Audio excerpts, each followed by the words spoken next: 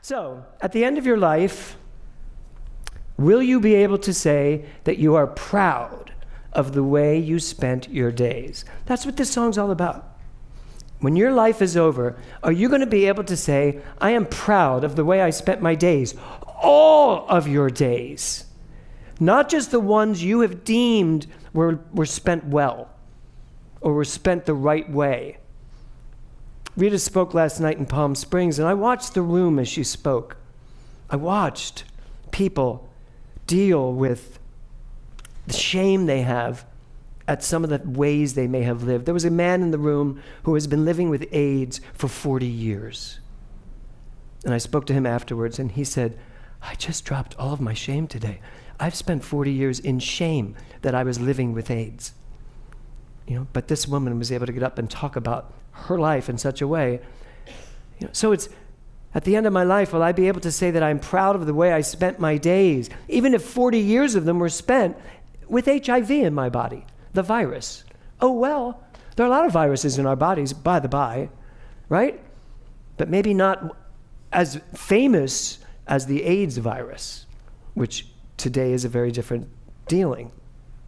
So this is a really important question, and it's an important question to ask ourselves. So I have some of these lyrics that Rita just sang because they're the quotes I want to talk about today. So, Swan, this isn't working for some reason. There we go, thank you. Right at the beginning of the song, she sings, sometimes I feel like somebody chose my choice. Great lyric. So I have a question for you, which is, are you still living with the misunderstanding that someone else is responsible for the life you're living?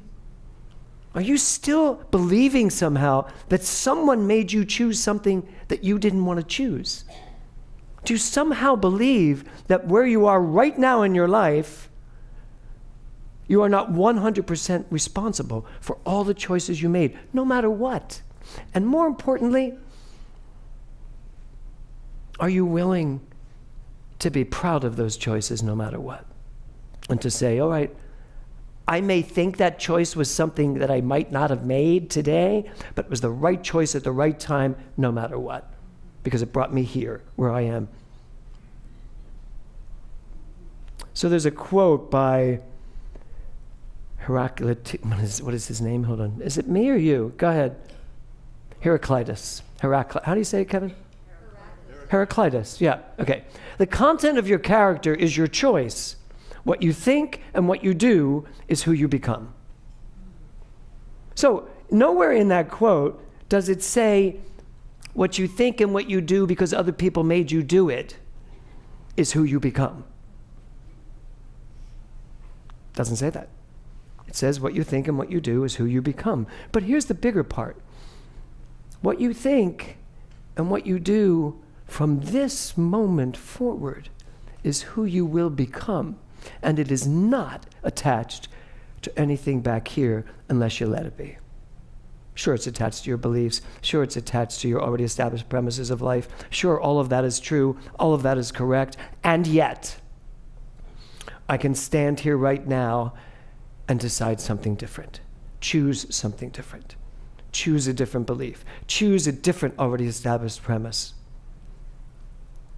Groucho Marx said this: I, not events, have the power to make me happy or unhappy today. I can choose which it shall be. Yesterday is dead. Tomorrow isn't arrived yet. I have just one day, today, and I am going to be happy in it. Can you say that? I mean, don't read it back to me, but can you say that to yourself? Can you say that and know it? I know you can, and I can too. And yet, how many days are you not happy in your day? How many days do you let yourself be unhappy? And I know what you're going to say to me. Well, of course I'm unhappy. This happened. Of course I'm unhappy. This is what's going on in the world. Of course I'm unhappy. I'm in this relationship. And yet, can you not be happy, as that woman said from the Gaza Strip, and understand something deeper than what's going on in this relative world of form? So, choice. We all have choices. And what I'm starting to realize at a much later time than I should have is how important the choices we make and how important the things we say are to those around us. How much impact we have. All of us. Not just those of us that actually get to stand up here and speak, although I take very seriously how impactful this can be. But just in the way you talk to yourself, the way you talk to your family, the way you talk to your friends. How impactful are you? And how purposeful, how deliberate are you with how you use that amazing talent you have? So here's another lyric from the song. I want to live a life where I'm allowed to say that I'm proud of the way I spent my days. And yes, I put the gay flag up there for a very important reason, because I was not proud. I was very closeted. Here's what's funny. I thought I was closeted. Apparently not so much. But I thought I was closeted as an actor back in the day. And yet, recently, going through my steamer trunk, I found this book.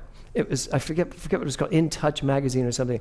And it was a personal interview with Broadway star James Mellon.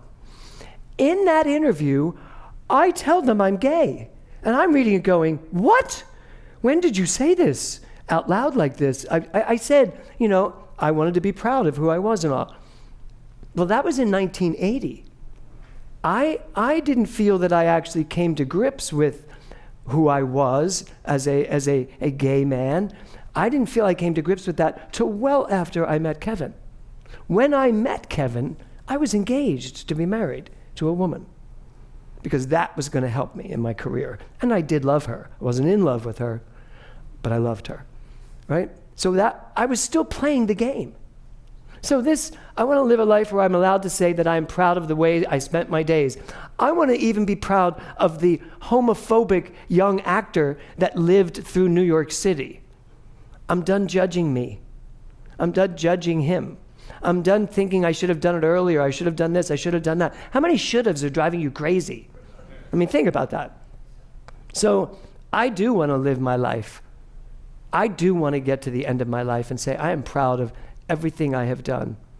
I gave a talk recently about this very thing. Can I be proud of all of it, no matter what? Can I start being okay with all of it and not letting any of it be my excuse to not live the fullest life I could possibly live?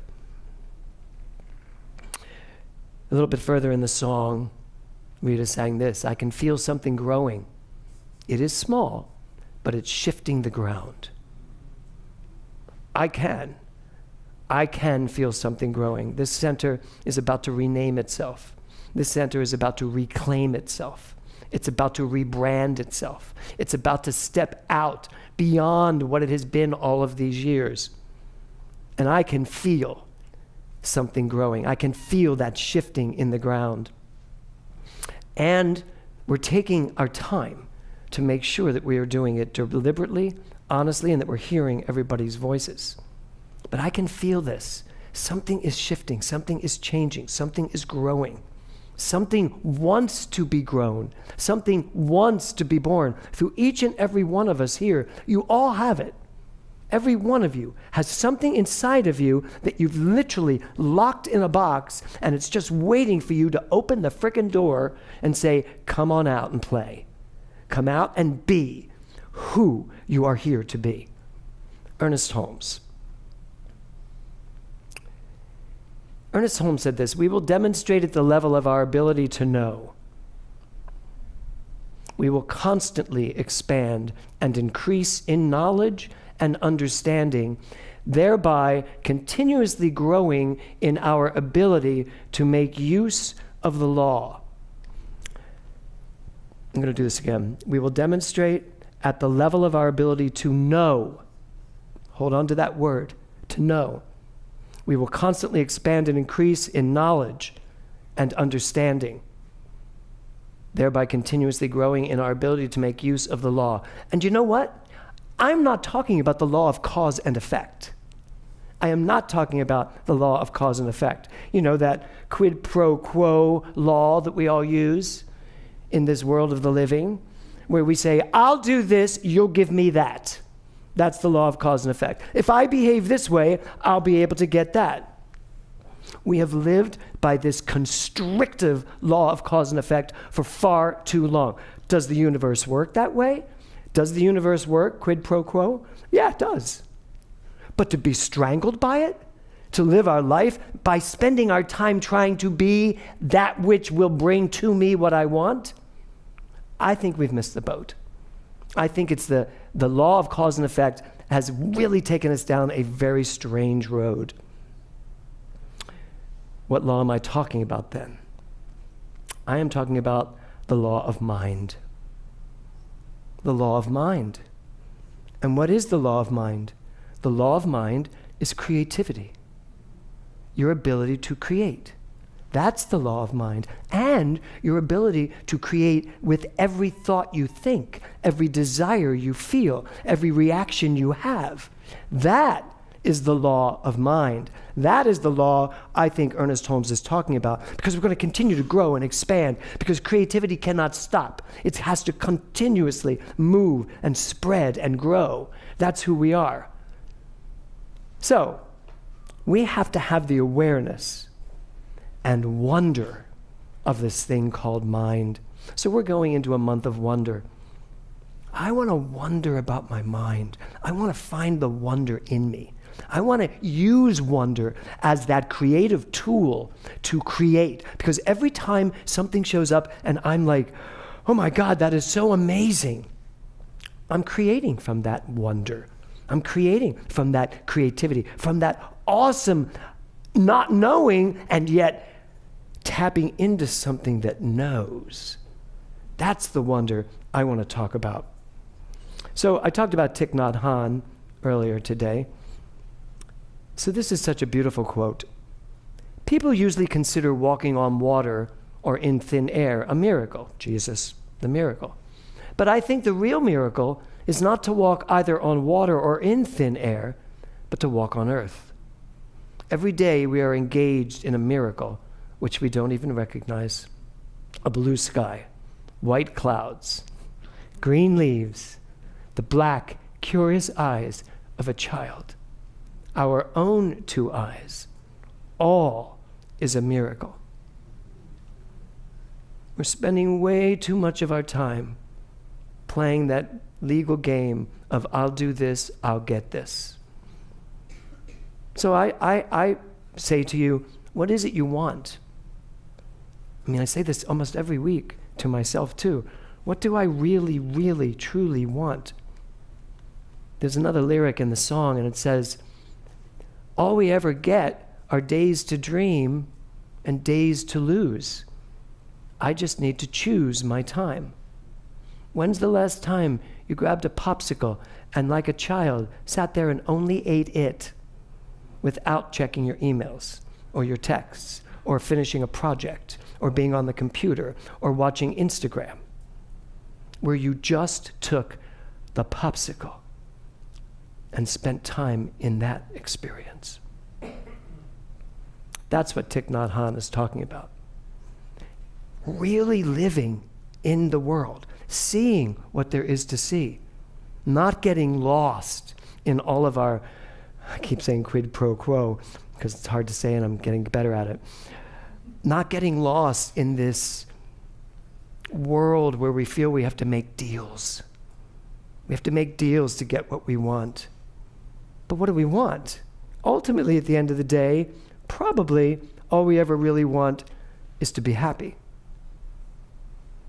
Have you ever had one of those moments where you find yourself overwhelmingly happy and there's a feeling inside of you and you're like, oh my God, I'm just so happy? Can you all relate to that thing that happens and there's a lightness of being and you're like, oh my God, it's almost like giddy, right? I had one of those recently, and frankly, I wasn't doing anything extraordinary. I was sitting in my backyard on the rocker. I had turned on the fire pit, and Mia was running around the pool because the filter came on. And I had one of those moments, and I was like, I've had to do nothing to make this happen. I have not had to create this moment. I just had to be in this moment. I had to be in that rocker with that fire, watching Mia run around the pool as the fountain came on. And it was just like, what more is there to do?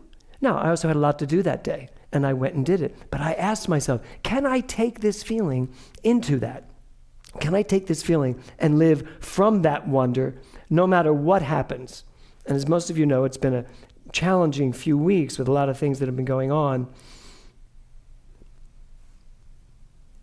How are you choosing to live your time? It's a big question, because guess what? You're all on borrowed time. We are. Great song, by the way. We should sing that sometime. We're all on borrowed time. And I don't mean borrowed in a negative sense, but I'm 70. I'm probably going to be gone by 120.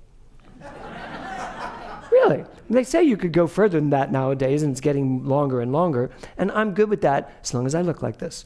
So, but I'll probably be gone by then. So what am I going to do with these next 30, 40 years? How am I going to live that time? There is a quantum reality to time in terms of the relative world and the bodies we live in. So, I just need to choose my time. How are you choosing to live your time? So, at the end of the song, when the song really takes off, these are the lyrics. Oops. No, did you just go to that one? Swan, are you doing that or am I doing that? There we go. Okay. So at the end of the song, she sings, I'm going to live a life where I'm proud to say, now follow these lyrics, that I followed my joy. Are you? Bless you. Are you following your joy? Really following your joy, which means not finding a few joyful moments, but literally following it. Like taking it and following it. I asked my son to do something for me. I said, I offered him a job, and he said, I can't. He said, I'm shooting my movie. And I said, silly, I said, well, how long is it going to take you to shoot your film? And he went, really, Dad? He said, I am making my first full-length feature film that I have raised all this money for, hired these amazing actors. He's literally shooting a film that most of my friends haven't had a budget that big for their own movies. And I said, well, how long is this going to take? He goes, from now through the end of the year, that is what I'm doing. But I got it. He's following his joy. And he's not thinking about anything else, including what I need. Which is kind of how he put it. So I'm going to live a life where I'm proud to say that I followed my joy. I followed my heart. I lived one wild life. Anybody? I lived a wild life. And you know what? I'm not done. I'm about to go on a ship with 3,000 gay men traveling through, where are we going? Greece. There's got to be some wild parties. There's got to be some fun times, right? Thanks, Pete. Yeah, I like that. So I am not done. In fact, I'm just getting started. I feel like I'm just getting started because I feel like I'm free. I am free to go be wild and do whatever I feel good at. So yeah, there you go. And then I love this lyric. I ripped it apart and pushed through the corners with no apologies. How many of you would like today to walk out that door and have no more apologies about your life? Anybody? You ready? You ready? Walk out that door, no more apologies. No more apologizing for who you are, for what has happened, for any of your mistakes, for anything that brought you to a place that you didn't want to be. Done. Done. Because you're here. It's today. Right now. You're ready. Right? So I ripped it apart, pushed through the corners, no apologies, and finally I can say, I love the way that I spent my days. So, the title of my talk today is My Days. And just a few of the pictures I picked, that is to me family and friends, which is what this whole life is about. You may think it's about your career. You may think it's about your legacy. You may think it's about all the things you may leave. But at the end of the day, I could make this amazing legacy, but if I didn't enjoy my life and I didn't love the people I was around, and if they didn't know I loved them, I didn't do a good job. So I look up there. You see that picture, the one with Rita and Patrick? In that moment, I am having a heart attack. No, this was in Hawaii. The heart attack started at 4 a.m. This was around 10 a.m., 10:30. They're giving me an award for the teacher being a teacher of teachers. And I'm having a heart attack standing in that picture. It was only 5-6 hours later, I was on a table being opened. So yeah, but you know what? I am so proud of that moment. I am so proud that I waited to go get the heart attack handled, because that was a beautiful moment of my life. Why would I miss that just because I was having a heart attack? I mean, seriously. So, and that is Kevin and I at one of the, isn't that one of the wonders of the world or something? What is that thing? What is it? Rainbow Bridge, where Corrine and Doug took us, right? That was an amazing day. And underneath it is a phenomenal dinner we had at some resort we were at. And then, of course, my children. It was in the Maldives. And then, of course, my children and my husband, which was our last Christmas picture together. But you know what? That's also part of who I am. I don't regret. Do I wish Nora was still here? Yes. But if I really fill my life regretting everything that happened, all the things, even the horrible things like that, it impacts how I live the rest of my days. This month, I really invite you to find the wonder in all of your life. Find it in everything that's come up to this point. Make sure you're committed to the wonder that will be the rest of your days. We have a full month to do this. And then I'd like to think we continue it for the rest of our days. Namaste.